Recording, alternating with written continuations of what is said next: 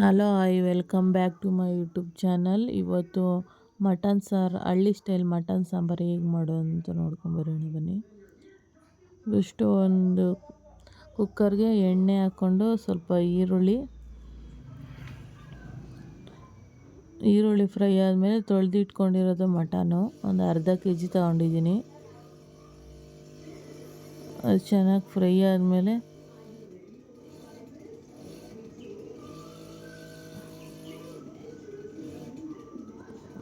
ಎಣ್ಣೆಲಿ ಹಾಕಿ ಸ್ವಲ್ಪ ಫ್ರೈ ಮಾಡಿ ಅದಕ್ಕೆ ಸ್ವಲ್ಪ ರುಚಿಗೆ ತಕ್ಕಷ್ಟು ಉಪ್ಪು, ಸ್ವಲ್ಪ ಅರಿಶಿಣದ ಪುಡಿ,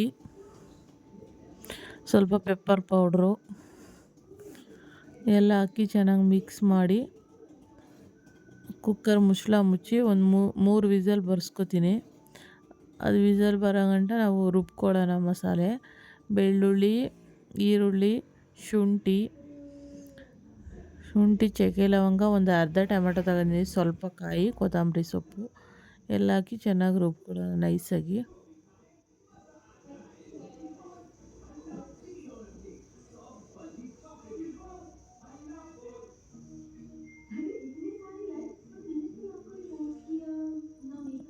ಎಲ್ಲ ಮಿಕ್ಸಿ ಜಾರ್ಗೆ ಹಾಕ್ಕೊಂಡು ಸ್ವಲ್ಪ ನೀರು ಹಾಕ್ಕೊಂಡು ರುಬ್ಕೊಳ್ಳೋದು. ಇದು ರುಬ್ಕೊಂಡಾಗಿದ್ದೀನಿ ನೈಸ್ಗೆ. ಕುಕ್ಕರು ಆರಿದೆ. ಇದಕ್ಕೆ ಕುಕ್ಕರ್ ಲಿಡ್ ಓಪನ್ ಮಾಡಿ ರುಬ್ಕೊಂಡಿರೋ ಮಸಾಲೆನ ಹಾಕಿ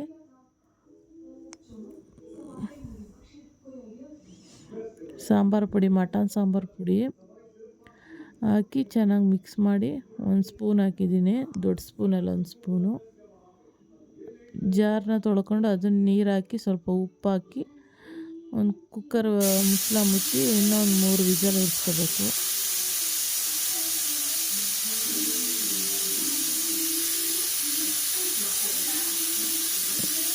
ಕುಕ್ಕರ್ ಆರಾದಮೇಲೆ ಅದು ವಿಷಲ್ ಆರಾದಮೇಲೆ ಬೇರೆ ಪಾತ್ರೆಗೆ ಹಾಕ್ಕೊಂಡು ಅದನ್ನು ಮತ್ತೆ ಒಲೆ ಮೇಲಿಟ್ಟು ಸ್ಟವ್ ಮೇಲೆ ಇದು ಕೊಬ್ಬು ಇತ್ತಲ್ಲ ಮಟನ್ದು ಕೊಬ್ಬು, ಅದನ್ನು ಹಾಕಿ ಸ್ವಲ್ಪ ಹೊತ್ತು ಬೇಯಿಸ್ಕೋಬೇಕು.